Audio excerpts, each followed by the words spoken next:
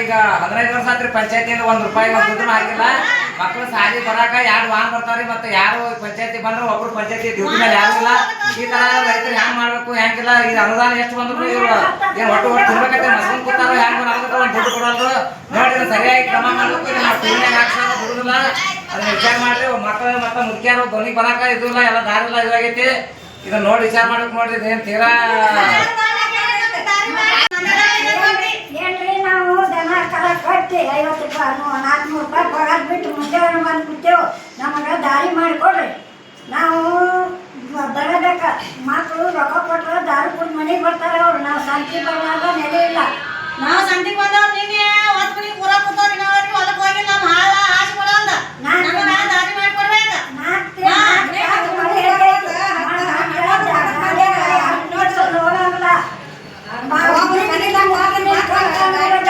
ಹುಡುಗಿರು ಸಾಲಿ ಬಿಟ್ಟಿಲ್ಲ.